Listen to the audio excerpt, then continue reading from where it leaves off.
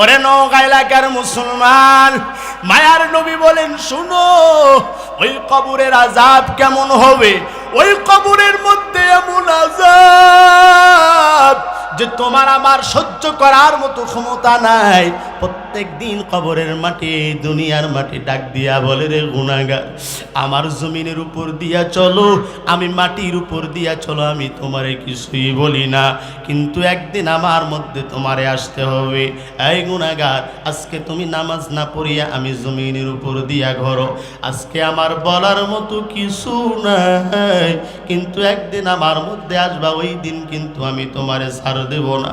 হযরতে আবু যর গিফারি ওই যে ফাতেমার কবর যখন খনন করার জন্য গেলেন, আবু যর গিফারি খনন করেন আর ডাক দিয়া বলেন, কবর, আজকে তোমার মধ্যে কে আসবে তুমি কি জানো? কবরের কোনো উত্তর নাই।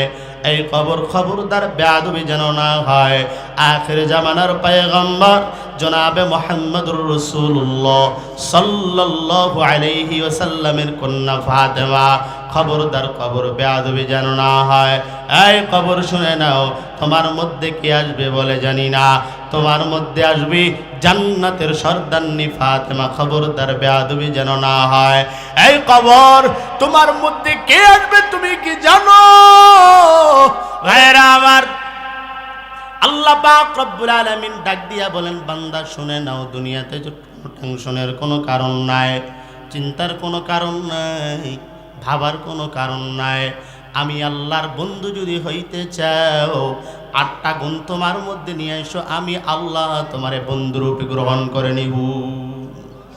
ভাইরা আমার, মুসলমানের হাসি নামক এক কিতাবের মধ্যে একটা ঘটনা আছে। এক দেশের এক রাজা, ঘটনাটা বোঝার জন্য বলতেছি সামান্য। ভাইয়েরা আমার, এক দেশের এক রাজা হঠাৎ করে হুকুম দিয়া দিল, এই মন্ত্রীরা ভালো করে শুনে নাও, আমার যত কর্মচারী আছে সব কর্মচারীরা এক জায়গায় করো, এক জায়গায় করা হলো। হুকুম দিলেন রাজা, বাদশাহ হুকুম দিতেছেন, শুনে নাও, এই রাজ্যের মধ্যে যত সম্পদ, সব সম্পদ তোমাদেরকে মাত্র 5টা মিনিট সময় দেওয়া হলো, যে যেটা ধরোয়া, আমি বাদশাহ ওয়াদা করলাম তারে সেটা দান করে দিও। এইবারে মন্ত্রী দৌড়ে গিয়া যে হীরার যে বাটি ছিল হীরাটা ধরছে, আরেকজন স্বর্ণ ধরছে, কেউ সিংহাসন ধরছে, কেউ বা যার যেটা পছন্দ সেটা ধইরা আছে। হঠাৎ করে তাকায় দেখেন এক আল্লাহর গোলাম, সব থেকে গরিব, সব থেকে নিম্ন শ্রেণীর যে কর্মচারীটা, এই কর্মচারী বাদশার মাথা ধরে চুপ করে দাঁড়ায় আছে। বাদশা ডাক দিয়া বলে, বোকা, কেমনে আমারে ধরলি? এখন তো আমার দিবার মতো কিচ্ছু নাই, আমার রাজ্যের মধ্যে দামি দামি জিনিসগুলো সবগুলো নিয়ে নিল, তুমি আমারে কেন ধরলা? ডাক দিয়া বলে, জাহাবানা, আপনি বলেছেন দিবিন, কিন্তু আপনি যদি না দেন মন্ত্রীর বাবার ক্ষমতায় নাই যে নিবি। এই বাদশাহ, আপনি যদি না দেন সেনাপতির বাবার ক্ষমতা নাই যে সেনাপতি এটা নিবি। বলে, শোনো, তোমার কাছে আমার প্রশ্ন হলো, সবাই সব মূল্যবান দামি জিনিস নিয়ে নিল, তুমি কেন নিলা না? এইবারে গরিব মানুষটা ডাক দিয়া বলে, জাহাবানা, এই রাজ্যের মধ্যে সব থেকে দামি হলেন আপনি, আপনি এই সব কিছুর মালিক, আমি যদি আপনারে পাওয়া যাই, পুরা রাজ্য পাওয়ার সমপরিমাণ আমার কাছে হয়ে যাবি। ভাইয়েরা আমার, এই আসমানের মালিক কে? এই যুবক কুন্টু ছেড়ে বলো কে? আল্লাহ। জমিনের মালিক কে? এই স্বর্ণ পাহাড় সব কিছুর মালিক কে? সম্পদ দেওয়ার মালিক কে? এই সব কিছুর মালিক আমার আল্লাহ। কোন বান্দা যদি স্বর্ণ রূপা না পাইয়া যদি আমার আল্লাহরে পাইয়া যায়, আল্লাহ বলেন সব কিছু আমি আল্লাহ তোমার পিছনে লাগায়া দিব। আদরে কুদরতু দারি বর কামাল, আনতা রব্বি আনতা হাসবি জুল জালাল। এই জন্য মালিক কাকে মানতে হবে বলেন? যিনি রিজেকের মালিক, কথা বলেন ঠিক কিনা? আল্লাহু খায়রুর রাযিকিন,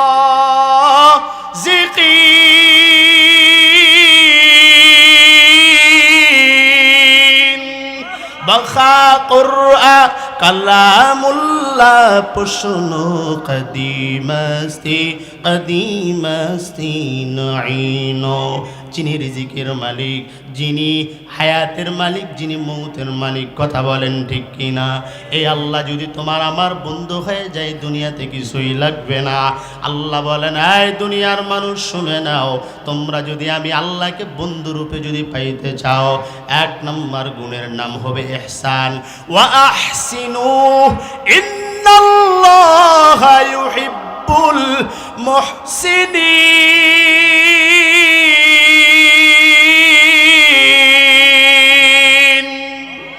যারা দয়া করবে, অনুগ্রহ করবে, কি করবে বলেন তো দেখি? মায়ার নবী আমার কেমন দয়াবান, এই জন্য আল্লাহর নবী আল্লাহর বন্ধু, কথা বলেন ঠিক কিনা? ভাইয়েরা আমার, ভালো করে কথাটা বুঝবেন।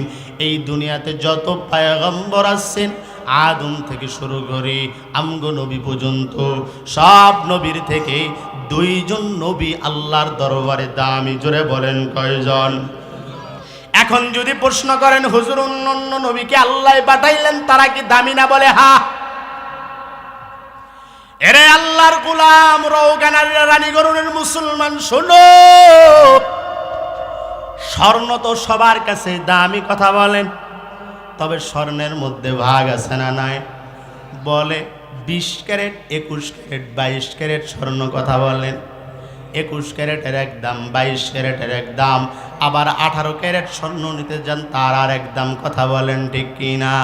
সব থেকে ভালো স্বর্ণের নাম হলো 22 ক্যারেট, কথা বলেন ঠিক কিনা? অন্যান্য নবী আল্লাহর কাছে 18 ক্যারেট, 20 ক্যারেট, 21 ক্যারেট, তবে আমগো নবী আল্লাহর কাছে পুরাই 22 ক্যারেট। আমগো নবীর মতো দামি নবী আর কেউ নাই। আল্লাহ বলেন, এই পয়গম্বর, যতক্ষণ পর্যন্ত আপনি নবী জান্নাতে যাবেন, ততক্ষণ পর্যন্ত আদম নবী আমি আল্লাহর জান্নাতে যাইতে পারবে না, ঈসা নবী আমি আল্লাহর জান্নাতে যাবে না, মূসা নবী আমি আল্লাহর জান্নাতে যাইতে পারবে না। এক কথায় মুহাম্মদুর রাসূলুল্লাহ সাল্লাল্লাহু আলাইহি ওয়াসাল্লাম যতক্ষণ পর্যন্ত না আল্লাহর জান্নাতে যাবি, ততক্ষণ পর্যন্ত কোন নবী কোনদিন জান্নাতে যাইতে পারবে না। আবার আর একটা খুশির সংবাদ, মূসা নবী আল্লাহর কাছে দোয়া করেছেন, ঈসা নবী আল্লাহর কাছে দোয়া করেছেন, সব পয়গম্বর আল্লাহর কাছে দোয়া করেছেন, হে মালিক, তুমি আমারে নবী না বানাইয়া আখির জামানার নবীর উম্মত বানাইয়া দিও রে আল্লাহ। আল্লাহ বলে, এটার কোনো সুযোগ নাই। তবে এই রানীনগরের মুসলমান, বলেন তো দেখি, আপনারা কি আল্লাহর দরবারে কোনোদিন দোয়া করেছেন নাকি? দোয়া করেন নাই, হে আল্লাহ আমারে মুসলমানের ঘরে পাঠাইও, আবার শেষ নবীর উম্মত বানাইও বলছিলেন।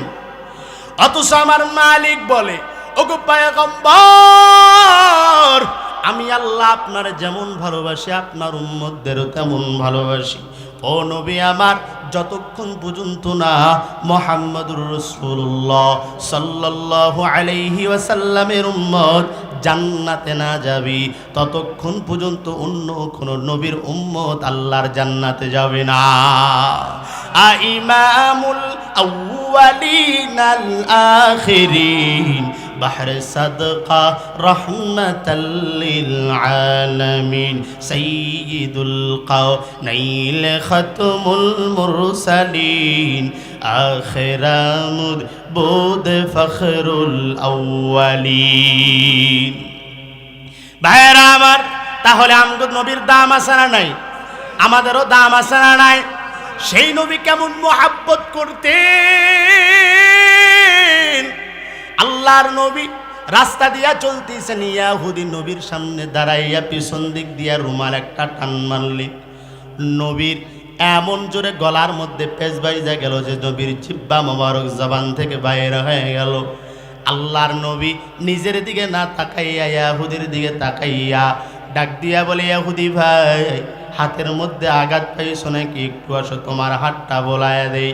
ইহুদি চোখের পানি ফেলায়া কান্নার আওয়াজ ডাক দিয়া বলে, মুহাম্মদ, এতদিন শুনছি তুমি নাকি এতই খারাপ, তুমি নাকি এতই নিকৃষ্ট। আরে মুহাম্মদ, তোমার মতো খারাপ মানুষ, তোমার মতো বেহায়া, তোমার মতো বেলাজা মানুষ নাকি এই মদিনায় মক্কায় নাই। তবে মুহাম্মদ, আমি ইহুদি সাক্ষী দিলাম তোমার মতো ভালো মানুষ আসমানের নিচে জমিনের উপরে আর একটাও নাই। আরে মুহাম্মদ, তুমি আমার হাতটা ধরো, আমারে কালিমা পড়ে মুসলমান বানায়া দাও। পয়গম্বরের হাতে ইহুদি কালিমা পড়ে মুসলমান হয়ে গেলেন। বলেন তো দেখি, নবীর আদর্শ দেখে নাকি নবীর চেহারা দেখে? নবীর আদর্শ কেমন? নবীর আদর্শ কত সুন্দর, এত সুন্দর নবীর আদর্শ। পয়গম্বর থেকে এক ইহুদি টাকা পাবেন, টাকা। শুধুমাত্র ইহসানের ব্যাখ্যাটা করে দে। এই ইহসান, দয়া, অনুগ্রহ পয়গম্বরের মধ্যে কেমন ছিল? এক ইহুদি টাকা পাবেন, হঠাৎ করে নবীর সামনে দাঁড়ায় গেলেন। সঙ্গে সঙ্গে ছিলেন হযরত ওমর। জোরে বলেন কে? বলেন তো দেখি, আমরা নবীকে কেমন মহাব্বত করি কিনা? আমগো থেকে 1000 গুণ বেশি মহাব্বত করেছেন সাহাবায়ে কেরাম। কথা বলেন। হযরত ওমর আল্লাহর নবীর সঙ্গে দাঁড়ায় আছে। বলেন তো দেখি, হযরত ওমর গরম না নরম? গরম। তো হযরত ওমর দাঁড়ায় আছে, এইদিকে ইহুদি পয়গম্বরের সামনে আইসাই উল্টা পাল্টা কথা বলা শুরু করে দিছে। এখন বলেন, হযরত ওমর কি বসে থাকবে? খোলা তরবারি নিয়ে একবারে গলার উপর ধরছে। বেটা আর একবার বলবি, টান দিয়া সব শেষ। পয়গম্বর রাগান্বিত হয়ে গেলেন। এখন বলেন, এই যে আমি আপনাকে মাদ্রাসায় বয়ান করার জন্য আসি, আবার যদি কোনোদিন যদি রানীনগর এলাকায় যদি আসি, বা আপনাদের এই নওগাঁ এলাকা বা বাস স্ট্যান্ডে যদি আসি, সাপোজ এখন কিছু ভাই আপনারা যারা আছেন এখানে বয়ান শুনছেন, আমাকে চিনেন। এখন ধরেন যে আমাকে দেখছেন আপনারা, ওখানে 2টা মানুষ আমাকে গালিগালাজ করতেছে। এখন আপনারা কি চুপ থাকবেন? আপনারা বলবেন এই হুজুর আমার পরিচিত। এই বেটা, এই হুজুর তো খারাপ না, তাহলে গালাজ কিসের জন্য? নাকি বলেন আপনারা? এখন অন্ততপক্ষে এতটুকু কথা আপনারা বলবেন, এটা আমি আশাবাদী। তাহলে পয়গম্বরের সামনে, সাহাবীদের সামনে পয়গম্বরকে গালি দেয়, সাহাবী কি চুপ করে থাকবে? এখন ছুরি ধরছে, পয়গম্বরের চেহারাটা লাল হয়ে গেছে। ডাক দিয়া বলে, এই ওমর, তোমার এত বড় সাহস, তুমি আমার মেহমানের সঙ্গে বেয়াদবি করলে কেন? হযরত ওমর হতভম্ব হয়ে গেলেন। কি ব্যাপার? যার জন্য চুরি করলাম সে বলে চোর। এর নবী আমার, আমি সাহাবী, আপনারে গালি দিল কিন্তু আমি সহ্য করতে পারি না। পয়গম্বর ডাক দিয়া বলে, ওমর, এটা আমার মেহমান, আমারে টাকা দিছে গালি দিতে, এবারে তুমি বলার কি? তুমি তার গলায় কেন ছুরি ধরলা? তাড়াতাড়ি মাআফ চাইয়া নাও। হযরত ওমর নিরুপায় হইয়া ইহুদিরে ডাক দিয়া বলে, ইহুদি ভাই, দয়া করে তুমি আমারে মাআফ করে দাও। ইহুদি আরো রাগান্বিত হয়ে গেল। ডাক দিয়া বলে, রে মুহাম্মদ, টাকা দিবি কিনা বল। পয়গম্বর ডাক দিয়া বলে, ইহুদি, মাত্র কয়েকটা মিনিট সময় দাও, বাসা থেকে টাকা নিয়ে এসে তোমারে দিয়া দেই। ইহুদি ডাক দিয়া বলে, এই মুহাম্মদ, টাকা এখান থেকে দিয়া পা ভরাও। পয়গম্বর ডাক দিয়া বলে, ইহুদি ভাই, আমার কাছে কোনো টাকা নাই। এইদিকে উমর আবার যখন রাগান্বিত হয়ে গেলেন, পয়গম্বর ডাক দিয়া বলেন, ওমর, তুমি আবার বেয়াদবি করলে কেন? তুমি আমারে কেমন ভালোবাসো? হযরত ওমর চোখের পানি ফেলায় কান্নার আওয়াজ ডাক দিয়া বলেন, পয়গম্বর, আমি ওমর একজন বেয়াদীন, একজন ইহুদি। আমি আপনার মাথা কাটার জন্য গেছিলাম, আপনার হাতে কালিমা পড়ে মুসলমান হয়ে গেলাম। এই পয়গম্বর, আমি আমার মায়ের থেকে, বাবার থেকে, আমি আমার আত্মীয় স্বজনের থেকেও আপনারে বেশি মহাব্বত করি। পয়গম্বর ডাক দিয়া বলেন, হে ওমর, তুমি যদি আমারে মহাব্বত করো, তাহলে আমার যত ঋণ, সব ঋণগুলো তুমি পরিশোধ করে দাও। বলেন তো দেখি, এটা যদি আমগো ব্যাপারে যদি হইতো, আপনার জন্য গালি খাইলাম, আপনার জন্য ছুরি ধরলাম, আপনিই গালি গালাজ করলেন, আবার ঋণ, পরের কথা আপনি আগে ওই দূরে হাঁটেন, দূরে। কথা বলেন ঠিক কিনা? হযরত ওমর মুস্কি একটা হাসি দিয়া ডাক দিয়া বলে, পয়গম্বর, ঠিক আছে, ইহুদিরে বলেন কত টাকা পাই, দিয়ে দিতেছি। ইহুদি এখন ডাক দিয়া বলে, না, টাকা তো আমি নিব না। বলে, টাকা পাও, টাকা নিবা না তো কি নিবা? কয়, খিজুর নিব। ইহুদি মুসলমানদের চিরস্থায়ী দুশ্মন, নবীর যুগ থেকে। কথা বলেন ঠিক কিনা? কেন বর্তমানে আপনারা দেখতেছেন না কি অবস্থা? ইহুদি শুধুমাত্র মুসলমানদেরকে মারতেই আছে। এর কারণ কি আপনারা বলেন তো দেখি? মুসলমানদের মধ্যে মুনাফিকের সংখ্যা বেশি। কথা বলেন ঠিক কিনা ভাইয়েরা আমার? এখন পয়গম্বরকে ডাক দিয়া বলেন, এই মুহাম্মদ, এখন আমি খিজুর নিব। ওই সময় বর্ণনা আছে যে কেবল খিজুর পাইকা কেউ কেউ, মক্কার সবাই না, দুই একটা মানুষ আপনার ধরেন যে কেবল খিজুর পারছে, আর বাদ বাকিগুলো এখনো পারে নাই। তার মধ্যে উমরও গুডাউনজাত করছে। এখন পয়গম্বরকে ডাক দিয়া বলে, পয়গম্বর, এরে খিজুরি দিব বইলা এর গলাটা ধইরা টানে নিয়ে দিতেছে। পয়গম্বর পিছন দিক দিয়ে ডাক দিয়া বলে, এই উমর দাঁড়াও, আবার বেয়াদবি করলা, 3 বার হয়ে গেল। বলে, পয়গম্বর আবার কি বেয়াদবি করলাম? এরে খেজুরি দিব বললামই তো। বলছে, খেজুরি দিবা ভালো কথাতে গলা ধর লাগেন। হযরত উমর একটা মুস্কি হাসি দিয়া গলা ছাইরা দিলেন। বলে, শুধুমাত্র গলা ছাড়ে দিলে হবে না, মাপ চাও। আবার মাপ চাইলেন। হযরত উমর যখন চলতেছেন, আবার পয়গম্বর ডাক দিলেন, এই উমর দাঁড়াও। উমর ডাক দিয়া বলে, নবী আমার, আর তো কোনো বেয়াদবি করি নাই। আল্লাহর নবী ডাক দিয়া বলে, উমর বেয়াদবি করো নাই, কিন্তু বেয়াদবি যে করছো এর পরিবর্তে যত বস্তা খেজুর হবে এই বেয়াদবি করার কারণে 1 বস্তা খেজুর তার বেশি দিয়ে দিবা। ইয়াহুদির হাতটা ধইরা ডাক দিয়া বলে, চলার তোর সঙ্গে বেয়াদবি করবো না। কিন্তু ইয়াহুদির মনে বড় ভয়, না জানি উমর আমারে নিয়ে গিয়া হত্যা করে নাকি। বলে, টেনশনের কোনো কারণ নাই, চল।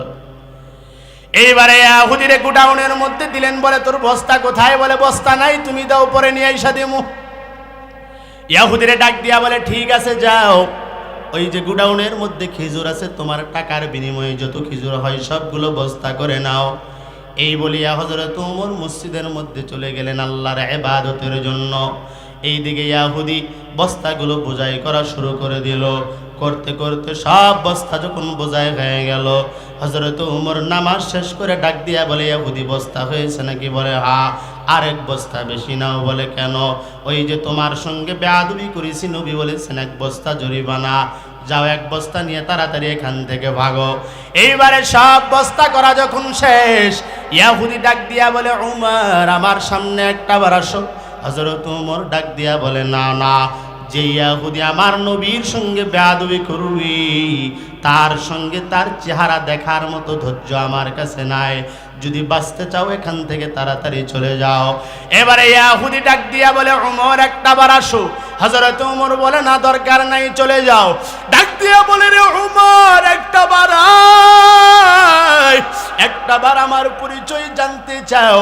আমার পরিচয় কি? কোথায় আমার বাসা? কি আমার পরিচয়? আমার বাপের নামটা কি? হযরত ওমর রাগান্বিত হইয়া ডাক দিয়া বলে, ইয়াহুদি, তোরে ভালো মতো বললাম, শুনলি না? এখান থেকে দূর হও, তোমার পরিচয় আমার জানার কোনো দরকার নাই।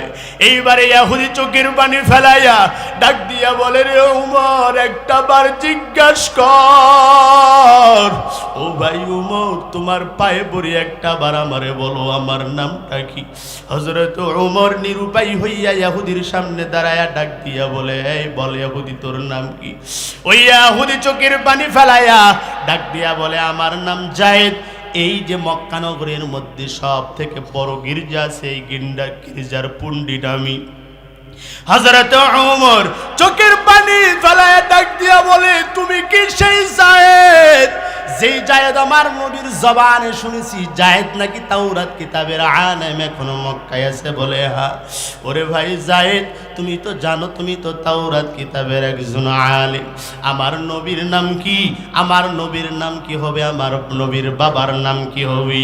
আমার নবী কোন বংশে জন্মগ্রহণ করবে? আমার নবীর আদর্শ কেমন হবে তুমি তো জানো। ওরে ভাই যায়েদ, তুমি এটাও জানো ওই সাহাবায়ে কেরাম নবীর অপমান সহ্য করতে পারে না, তার উপরেও তুমি কেন আমার পয়গম্বরের সঙ্গে বেয়াদবি করলা?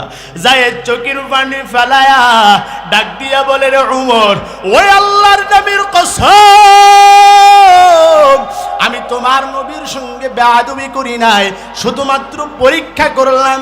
কারণ তাওরাত কিতাবের মধ্যে আছে নবী যে হবে সে দয়া করবে, ইহসান করবে। নবী যে হবে তার ধৈর্য অনেক থাকবে। ওরে ভাই জায়েদ, ও ভাই ওমর, আমি জায়েদ শুধুমাত্র তোমার নবীর একটু পরীক্ষা করলাম, আসলে তোমার নবী সত্য নবী। ওমর, আমি আমার খেজুরটাও লাগবে না, আর আমি জায়েদ ইহুদি থাকবো না, দয়া করে মায়া করে আমারে কালিমা পড়ে মুসলমান বানায়া দাও। ভাইয়েরা আমার, এখন বলেন তো দেখি, নবীর আদর্শ দেখে নাকি নবীর চেহারা দেখে? নবীর আদর্শ এত সুন্দর, এই নবীর আদর্শ যারা ধারণ করবে, মায়ার নবী বলেন, মান আহাব্বা সুন্নতি ফাকাদ আহাব্বানি ওয়া মান আহাব্বানি কানা মাই ফিল জান্নাহ। যেই ব্যক্তি আমি নবীর সুন্নাত আর আমি নবীর আদর্শ যারা গ্রহণ করবে, যারা দুনিয়াতে মেনে মেনে চলবে, আমি নবী শাফাআত করি তাদেরকে কিয়ামতের ময়দানে জান্নাত পর্যন্ত পৌঁছায় দিব। তাহলে এক নাম্বার গুণের নাম কি বলেন তো দেখি? ওয়া আহসিনু ইন্নাল্লাহা ইউহিব্বুল মুহসিনিন।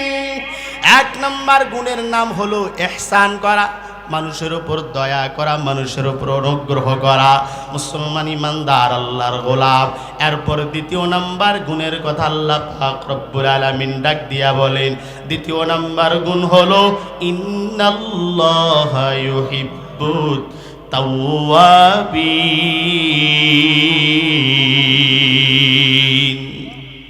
দ্বিতীয় নাম্বার গুণের নাম হলো তাওবা করা। কি করা বলেন তো দেখি? এই নওগাঁর মুসলমান শোনো, আল্লাহর দরবারে খাঁটি নিয়তে, খালেস নিয়তে তওবা করা। আজকে আপনি তাকায় দেখেন, আজকে আমাদের ডানে গুনাহ, বামে গুনাহ, সামনে পিছনে গুনাহ আছে না নাই? হাজার হাজার গুনাহ, জবানের গুনাহ, চোখের গুনাহ, কানের গুনাহ, অঙ্গ প্রত্যঙ্গের গুনাহ। ওরে ইমাম আহমদ ইবনে হাম্বল, জান্নাতি মানুষ কি তুমি দেখছো নাকি? ডাক দিয়া বলে, আল্লাহ, জান্নাতি মানুষ আবার কেমন? বলে, এই দুনিয়াতে জান্নাতি মানুষ যদি দেখতে চাও, অমুক বাজারে এক রুটিওয়ালা আছে, ওই রুটিওয়ালার দিকে তাকাইলে জান্নাতি মানুষ তুমি দেখতে পারবা। ইমাম আহমদ ইবনে হাম্বল জামানার বড় ইমাম, ওই জামানার বড় ইমাম আহমদ ইবনে হাম্বল পরিচয়টা লুকায়া চলতেছে, রাতের আধারে চলতেছেন, কেউ নাই। হঠাৎ করে সারাজান যখন দিয়া দিল, একটা মসজিদের মধ্যে ঢুকলেন নামাজ পড়ার জন্য, কিন্তু কেউ তারে ঠিক মতো চিনে না, কারণ সে খানকা থেকে বাহিরে হন না। কিন্তু না চিনার কারণে নামাজ পড়ার পর উনি একটু বিশ্রাম নিতে চাইলেন। গ্রামের লোকজন ডাক দিয়া বলে, পীর সাহেব এখানে থাকা যাবে না, এখান থেকে তাড়াতাড়ি হট। উনি যখন বিদায় নিয়ে কনকনা শীতের মধ্যে রাস্তা দিয়ে চলতেছেন, তাকায় দেখেন যে স্বপ্নের মধ্যে যে বাজার দেখছেন, সামনে বাজার, যে লোকটারে দেখছেন, লোকটা সামনে দাঁড়ান, রুটিওয়ালা রুটি বিক্রি করে। এই ইমাম আহমদ ইবনে হাম্বল তারে সালাম দিলেন এবং বললেন, ভাই, আপনার চুলা থেকে কি একটু আগুন নিতে পারি? বলে, হ্যাঁ নাও। ইমাম আহমদ ইবনে হাম্বল বৈশা বৈশা আগুন তাপাই, কিন্তু তার জবানের দিকে তাকাই, সব সময় জবান নড়ে। অনেকক্ষণ জবান নড়তেছে। এইবারে ইমাম আহমদ ইবনে হাম্বল ডাক দিয়া বলে, ভাই, দয়া করে যদি আপনি একটু বলেন, জবান দিয়ে আপনি কি বলেন? ডাক দিয়া বলে, এই হুজুর, আপনারে আমি চিনি না, তবে শুনে নেন, আমি আমার জবান দিয়া আল্লাহর দরবারে 24টা ঘন্টায় আমার মাওলার দরবারে তওবা করতে থাকি। বলে, এই আল্লাহর গোলাম, বলো তো দেখি তোমার চাহিদাটা কি? এইবারে লোকটা চোখের পানি ফেলায়া ডাক দিয়া বলে, মাওলানা, আমি তোমারে চিনি না, তবে শুনে নাও, আমার এক নম্বরের চাহিদা হলো মৃত্যুর পরে যেন আমার আল্লাহ আমারে জান্নাত দেয়, কোনো হিসাব যেন না নেই। ইমাম আহমদ ইবনে হাম্বল চোখের পানি ফেলায়া মনে মনে ডাক দিয়া বলে, আমার আল্লাহ অলরেডি বলেই দিয়েছে তুমি আল্লাহর জান্নাতি। আবার ডাক দিয়া বলে, রুটিওয়ালা, দ্বিতীয় নাম্বার স্বপ্ন ইচ্ছাটা কি বলো তো দেখি? দ্বিতীয় নাম্বার স্বপ্ন কি রে রুটিওয়ালা?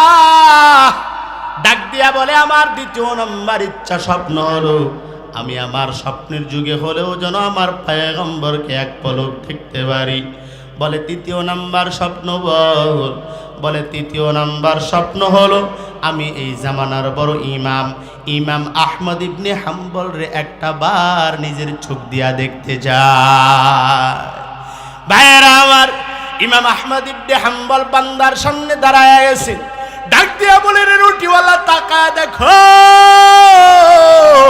আমার আল্লাহ তোমার এই আমলটার এত বেশি পছন্দ করেছেন যে আমার মতো বড় আলেমকেও তোমার দ্বারস্থ বন্ধ করে দিয়েছেন। ও রুটিওয়ালা আয় আয়, আমার বুকের সঙ্গে একটা বার আমার বুকটা মিলায়া দাও। ভাইয়েরা আমার, যেই ব্যক্তি আস্তাগফিরুল্লাহর আমল করবে, কি আমল বলেন তো দেখি? তওবার আমল। আস্তাগফিরুল্লাহ মানে তওবা, তওবার আমল।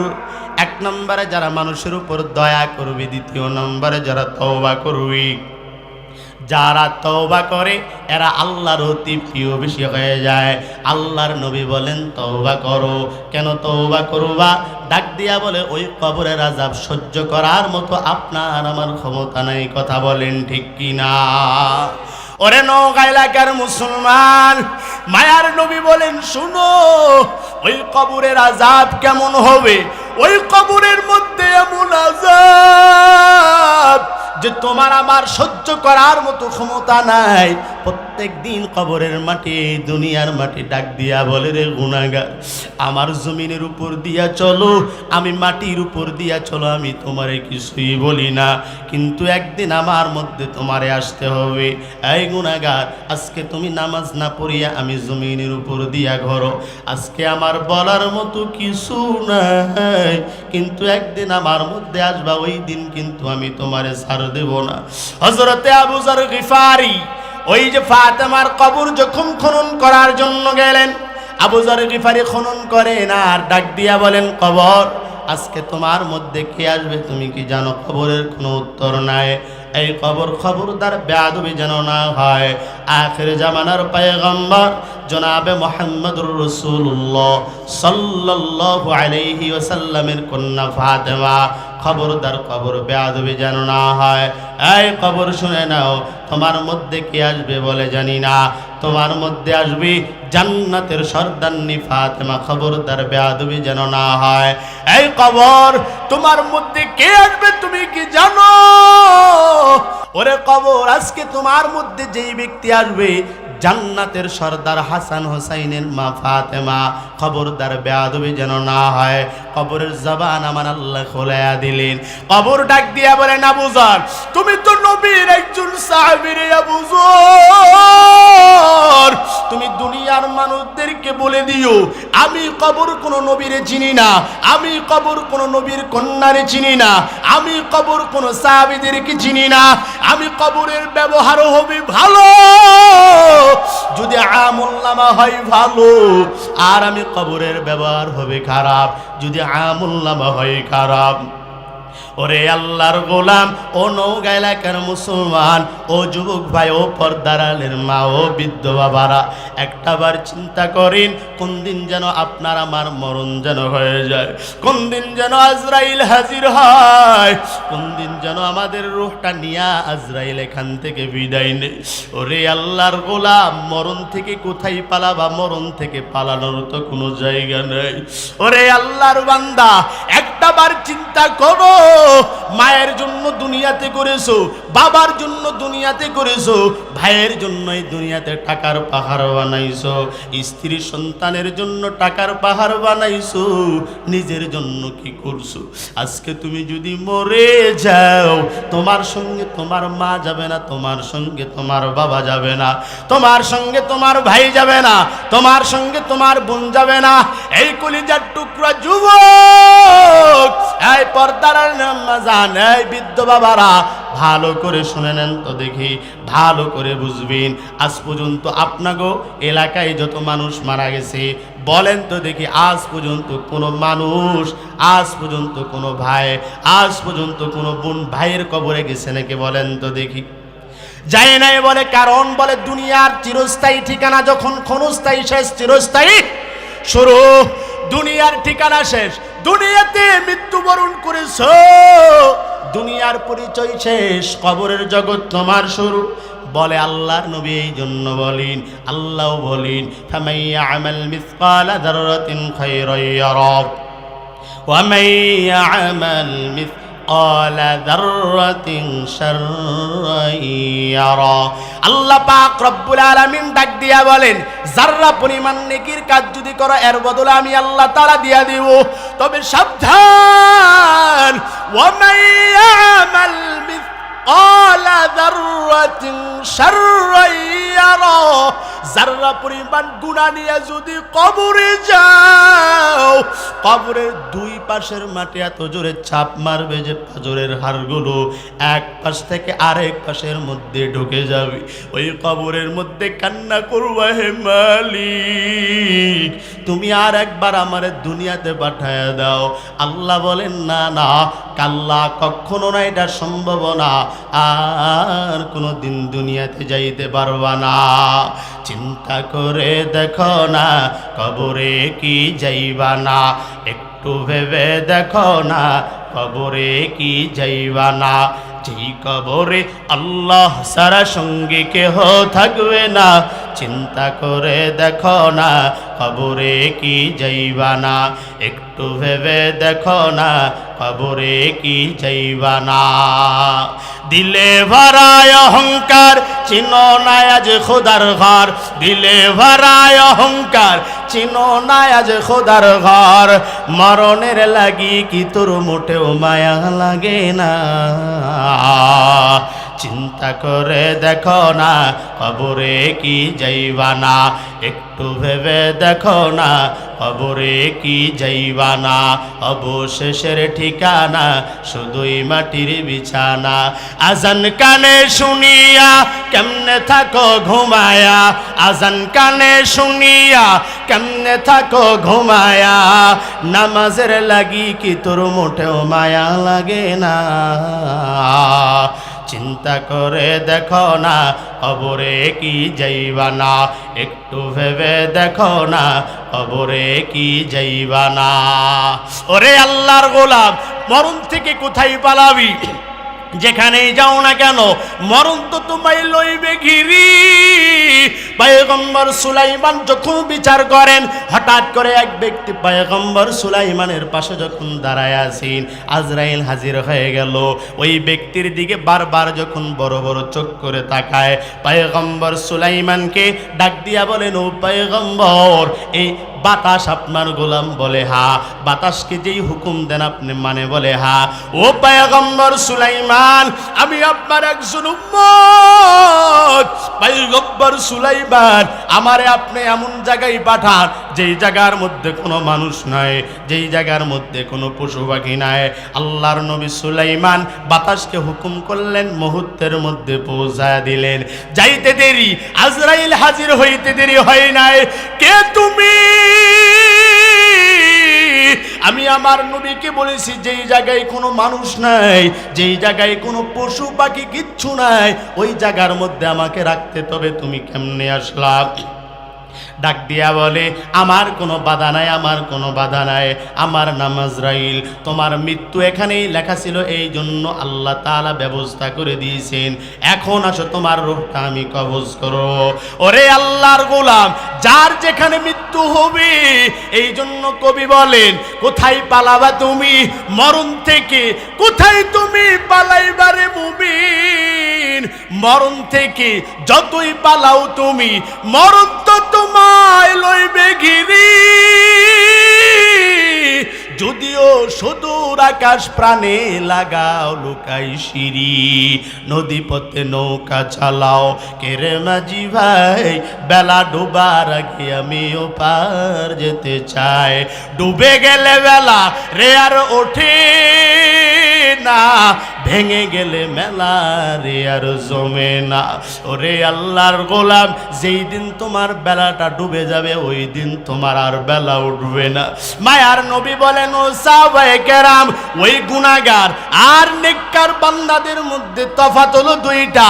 গুনাহগারেরও কবর, নেককার বান্দার কবর। তবে গুনাহগারকে যখন কবর দেওয়া হবে, আবার নেককারকে যখন কবর দিবি, গুনাহগারের কবরের মধ্যে প্রশ্ন হবে তিনটা, নেককারের কবরের মধ্যে প্রশ্ন হবে তিনটা। ফেরেশতারা নেককারের কবরে যাবে, বলে তোমার রবের নাম বলো, রব্বি আল্লাহ। দ্বিতীয় নম্বরে বলো ধর্মের পরিচয় দাও, আমার ধর্মের নাম ইসলাম। বলে পয়গম্বরের পরিচয় দাও, বলে মুহাম্মাদুর রাসূলুল্লাহ। ফেরেশতারা ডাক দিয়া বলবেন আল্লাহ তোমার বান্দা প্রশ্নের উত্তর দান দিয়েছে। এইবারে আমার মাওলা ডাক দিয়া বলবে, ওরে ফেরেশতা খবরদার আমার বান্দারে আর ডিস্টার্ব দিবি না। ডাক দিয়া বলে ও দয়ার মালিক কেন? ডাক দিয়া বলে এই বান্দা রাত্রবেলা যখন ঘুমাইতো, ঘুমের ঘরও আমি মাওলার নামের জিকির। ওরে এই বান্দা আবার তাহাজ্জুদে উঠিয়া আমার মাওলার নামের জিকির। এই বান্দা জোহর সারে নাই, আসর সারে নাই, মাগরিব এশা সারে নাই, আমি মাওলার নামের জিকির। আমি মাওলার জন্য বড় পাগল। খানা খাইতে বসলে আমি মাওলার নাম শুনে বান্দা খানা খাই নাই। আজান শুনতে দেরি, বান্দা মসজিদে যাইতে দেরি হয় নাই। শীতের রাত কেউ ওঠে না, বান্দা আমি আল্লাহর নামে ওযু করিয়া মসজিদে যাইতে দেরি হয় না। ওরে ফেরেশতা আমি আল্লাহর জন্য ঘুমাই না, আর ডিস্টার্ব দিবি না। আমার বান্দারে জান্নাতের একটা দরজার সঙ্গে সম্পর্ক লাগায় দাও। আমার বান্দা যেন কিয়ামত পর্যন্ত ঘুম পারে, কেউ যেন তার ডিস্টার্ব না দেয়। কিয়ামত পর্যন্ত বান্দা আরামের ঘুম ঘুমাইতে থাকবে। এইদিকে মায়ার নবী বলেন, ও সাহাবায়ে কেরাম, গুনাহগারের কবরের মধ্যে প্রশ্ন হবে তিনটা। রবের পরিচয় দাও, ধর্মের পরিচয় দাও, পয়গম্বরের পরিচয় দাও। ডাক দিয়া বলবে রব্বি আল্লাহ, তোর রব কে? ডাক দিয়া বলবে হালাদিরি, আমি কিছুই জানি না। ধর্মের পরিচয় দাও, বলে আমি কিছুই জানি না। পয়গম্বরের পরিচয় দাও, ডাক দিয়া বলবে আমি কিছুই জানি না। ও আল্লাহ তোমারে চিনে না, তোমার ধর্ম চিনে না, তোমার নবীরেও চিনে না। ডাক দিয়া বলবে ওরে ফেরেশতা শোন, আর দেরি করবি না। এই নাফরমান রে আমি আল্লাহ কতই না ডাকছি। জোহরে ডাকছি রে গুনাহ করেছো আয়, আসরে ডাকছি গুনাহ করেছো বান্দায় আয়। আমি আল্লাহ মাগরিবে ডাকছি, এশায় ডাকছি, ফজরে ডাকছি। আমি আল্লাহ নিজে আইসা তাহাজ্জুদে রক্তের সময় ডাকছি। কত গুনাহ করেছো ওরে, আমি মাওলার দরবারে তওবা কর। ওরে বান্দা এখন ডানে গুনাহ, বামে গুনাহ, সামনে গুনাহ। ওরে আর তুই কত গুনাহ করবি? কত গুনাহ করলে আমি আল্লাহরে তুই আল্লাহ বলে ডাকবি? আমি আল্লাহ ওরে এতবার ডাকছি শুনে নাই। ওই নাফরমান রে জাহান্নামের আগুনের মধ্যে জ্বালানোর ব্যবস্থা করো। ও এলাকার মুসলমানেরা, আল্লাহর দরবারে কখন তওবা করবেন রে বাবা? আমার মাওলাই বলে তওবা কর।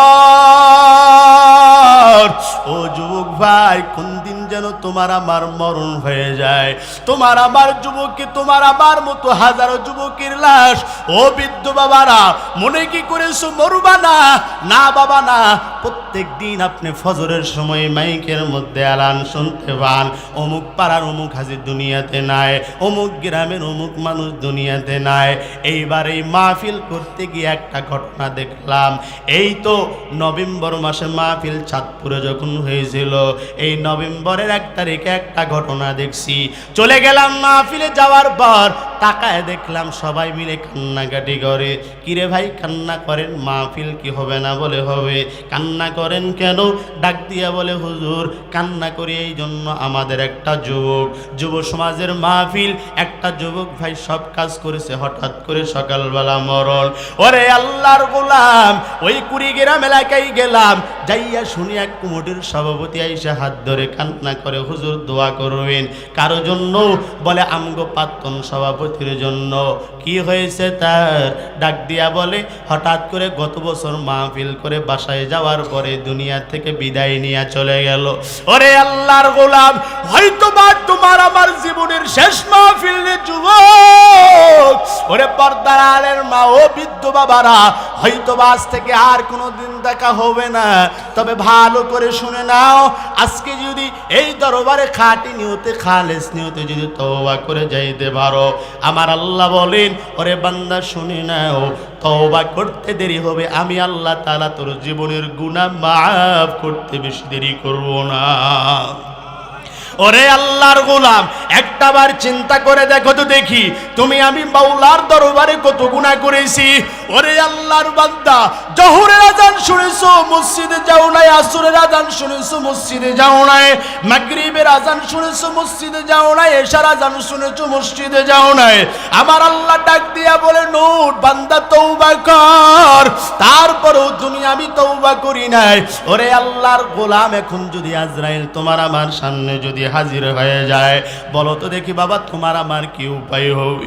ওরে আল্লাহর গোলাম, এখনো সময় আছে, আমার মাওলারে একবার মাওলা বলে ডাক দাও। আমার মাওলাই বলে, তোরে কত আদর করে আমি আল্লাহ বানাইছি। ওরে আমি আল্লাহ তোরে কত সুন্দর করে বানাইছি। আমার আল্লাহ পাক রব্বুল আলামিন ডাক দিয়া বলেন, ফি আইয়ু সূরাতিন মা শাআ রাক্কাবাক। আল্লাহ বলে, একবার তাকায় দেখ, আয়নার সামনে দাঁড়াও, আমি আল্লাহ কত সুন্দর করে তোমারে বানাইলাম রে বান্দা। হাতের জায়গায় হাত, পায়ের জায়গায় পা, কানের জায়গায় কান, অঙ্গ প্রত্যঙ্গের জায়গায় অঙ্গ প্রত্যঙ্গ। ওরে এই জবানটা দিয়া তুই তোর মারে মা বলে ডাক দাও, এই জবানটা দিয়া তুই তোর বাবারে বাবা বলে ডাক দাও রে বান্দা। ওরে বান্দা, অথচ তোর মা তোরে বানাই নাই, তোর বাবা তোরে বানাই নাই। দুনিয়ার মা বাবা যদি সন্তানরে খেদা দেয়, সারা রাত্র ঘুমাই না, কান্না করে। মা কান্না করে, বাবা ডাক দিয়া বলে, স্ত্রী কান্না করো কেন? ডাক দিয়া বলে, আমার সন্তানটারে মার দিলাম, বাসা থেকে বাইর করে দিলাম, না জানি আমার সন্তানটা কই। আল্লাহ বলে, ওরে গোলাম, অথচ আমি আল্লাহ নিজে হাতে বানাইলাম, আমি মাওলার কি তোর দরবারে দয়া নাই? আমি মাওলা কি তোর উপর দয়া করি না? ওরে আল্লাহর বান্দা, আল্লাহ বলে, ওই দুনিয়ার মা বাবার থেকেও আমি আল্লাহর দয়া হাজার হাজার গুণে বেশি।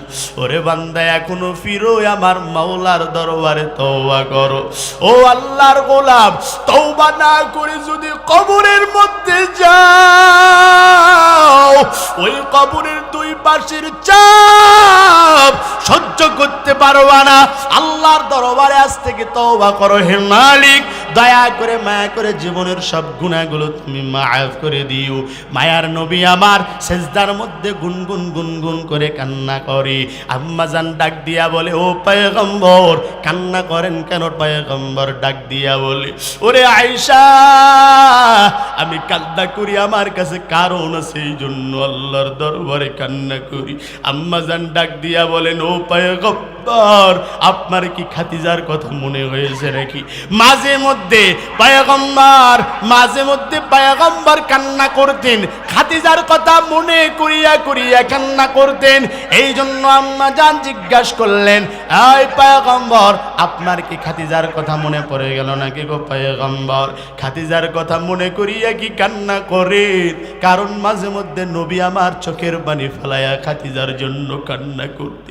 আম্মা জানেরা জিজ্ঞাসা করতো, ও নবী কেন কান্না করেন? পয়গম্বর চোখের পানি ফেলায়া ডাক দিয়া বলে, তোরা জানো না, ওরে আয়েশা, তুমি আমার সুখের দিনের বিবি। অন্য অন্য স্ত্রীদেরকে ডাক দিয়া বলতেন, তোমরা আমার সুখের দিনের বিবি। আর ওই খাদিজা আমার দুঃখের দিনের বিবি। যখন আমার কেউ নাই, এই মক্কার জমিনে আমার মা নাই, আমার বাবা নাই, আমি যখন ওই গুহার মধ্যে আল্লাহর ইবাদতের মধ্যে মগ্ন হয়ে গেলাম, যেই দিন আবার জিবরাইল আমার কাছে আইসা সর্বপ্রথম কোরআনটা আমার মধ্যে যখন সিনার মধ্যে দিয়ে দিলে, আমার এত পরিমাণের জ্বর, খাদিজা কান্না করে আর ডাক দিয়া বলে, ও নবী আপনার কি হয়েছে? ওই খাদিজারে ডাক দিয়া বললাম, রে খাদিজা, আমার আল্লাহ আমারে নবী বানাইয়া দিয়েছে। ওরে খাদিজা, এই দুনিয়াতে আমার কেউ নাই, আমার মা নাই, আমার বাবা নাই, আমি এখনকার ইসলামের সর্বপ্রথম দাওয়াত দিব কার কাছে আমি যাব? হযরত খাদিজা ডাক দিয়া বলেন, রে নবী, সর্বপ্রথম আমারে আপনি কালিমা পড়ে মুসলমান বানায়া দেন। ওরে আয়েশা, আমি দেখছি মাঝে মধ্যে আমার খাদিজা আমার জন্য নাস্তা নিয়ে আসতো, আমি দেখতাম ওই গুহার মধ্যে ঢুকতে পারতো না, যাইতে পারতো না, মাঝে মধ্যে পাথরের উপর উঠতো, আবার নিচে পড়ে যাইতো, আবার উঠতো, আবার পড়ে যাইতো। ওই খাদিজার কি ছিল না? টাকার কম না, বাড়ি আছে, গাড়ি আছে, সব। তারপরও আমি নবীর জন্য খাদিজা বড় পাগল, ইসলামের জন্য তার যত সম্পদ সব সম্পদগুলো দান করে দিছে। ডাক দিয়া বলে, ও নবী আমার, আপনি কি খাদিজার জন্য কান্না করেন? বলে না। ওরে নবী আমার, আপনি কি বাবার জন্য কান্না করেন? বলে না। আপনি কি কান্না করেন আপনার মায়ের জন্য? বলেন না, না আমি কারো জন্য কান্না করি না। পয়গম্বর কান্না করেন কেন? ডাক দিয়া বলে, আমি আমার গুনাহগার উম্মতের জন্য কান্না করি। আমার ওই গুনাহগার উম্মতগুলোর কি হবে? আমার গুনাহগার উম্মতগুলো কই যাবে? আমার গুনাহগার উম্মতের কিয়ামতের ময়দানে কি অবস্থা হবে? ডাক দিয়া বলেন, রে পয়গম্বর, কিয়ামতের ময়দানটা কেমন হবে বলো? ভয়ঙ্কর ময়দান। সবাই উলঙ্গ অবস্থায় হাসরের দিকে দৌড়াইতে থাকবে। বলে নবী আমার, দুনিয়াতে মানুষ উলঙ্গ হইলেই মানুষ মানুষের দিকে তাকায়, ওই দিন কেউ কারো দিকে তাকাবে না। বলে না না, সবাই দৌড়াইতে থাকবে। ও পয়গম্বর, উলঙ্গ অবস্থায় দৌড়ায় দৌড়ায় দৌড়ায় কিয়ামতের ময়দানে উঠবে। বলে হ্যাঁ। ও আয়েশা, শুনে নাও, তবে ওই দিন সূর্য মাত্র মানুষের মাথার আধা হাত উপরে আসবে। এইদিকে জাহান্নামের গর্জন, জাহান্নাম ডাক দিয়া বলবে, ওরে আল্লাহ, ওই জাহান্নামী গুলোকে আমার মধ্যে দাও। আল্লাহ বলবে, ওরে জাহান্নাম, একটু দেরি কর, আমি আল্লাহ পাক রব্বুল আলামিন সব জাহান্নামী গুলোকে তোর মধ্যে দিয়ে দিও। তবে আয়েশা, ওই দিন জাহান্নাম কারো কথা শুনবে না, জাহান্নাম জাহান্নামের জায়গা থেকে দৌড়াইতে থাকবে। এইদিকে কিয়ামতের ময়দানের আযাব, সূর্য মাথার আধা হাত উপরে আসবে। এই জমিন থেকে 9,30,00,000 মাইল উপরে সূর্য, তারপরও তাপ সহ্য করা যায় না। ওরে আয়েশা, এই দুনিয়ার দিকে একটা মুখ আল্লাহ খুলে দিয়েছেন, সূর্যের যত মুখ আল্লাহ পাক রব্বুল আলামিন ওই দিন ডাক দিয়া বলবে, ওরে সূর্য, তোর যত মুখ সব মুখগুলো খুলে দাও। ওরে সূর্য, তোর যত তাপ সব তাপগুলো জমিনে ছেড়ে দাও। বলে জমিনে যখন তাপটা ছেড়ে দেওয়া হবে, মানুষের মগজগুলো ভাতের মারের মতো উতলাইতে থাকবে, গলায় গলায়া কিয়ামতের ময়দানে পড়তে থাকবে। আল্লাহ পাক রব্বুল আলামিন বলেন, ইয়াউমা ইয়াফিরুল মারউ মিন আখিহি ওয়া উম্মিহি ওয়া আবিহি ওয়া সাহিবাতিহি ওয়া আবানি। আল্লাহ পাক রব্বুল আলামিন ডাক দিয়া বলবেন, ওই দিন সন্তান মায়ের কাজে লাগবে না, মা সন্তানের কাজে লাগবে না, ভাই ভাইয়ের কাজে লাগবে না, বোন বোনের কাজে লাগবে না। মা সন্তানের কাছে যাবে, ওখান থেকে খেদায়া দিবে, বাবা সন্তানের কাছে যাবে, বলবে আমি তোমারে চিনি না। ওরে আল্লাহর গোলাম, ওই দিন সব নবীগুলো নাফসি নাফসি বলতে থাকবে।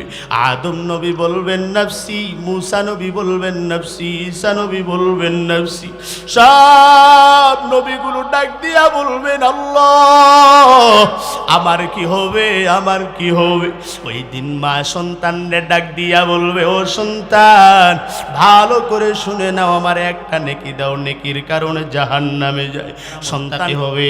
তাদেরকে আমি আল্লাহ পাক রব্বুল আলামিন কয়েকটা জিনিস দিয়া পরীক্ষা করব। কি দিয়া পরীক্ষা করব? ওয়ালা নাবলুওয়ান্নাকুম বিশাইইন মিনাল খাউফি ওয়াল জু'i ওয়া নাকসিন মিনাল আমওয়ালি ওয়াল আনফুসি ওয়াত সামারাত ওয়া বাশশিরিস সাবিরিন।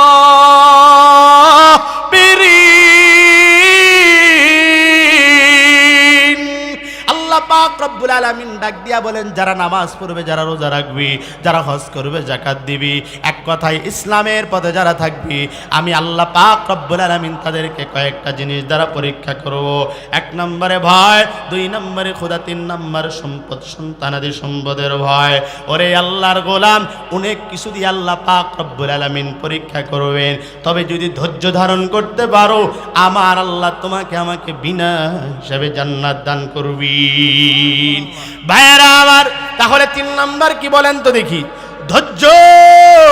এই ধৈর্য ধারণ করবেন, ধৈর্য ধারণ করার মতো করতে হবে। কেউ আপনারে গালি দিল, তারে গালি দেওয়া যাবে না।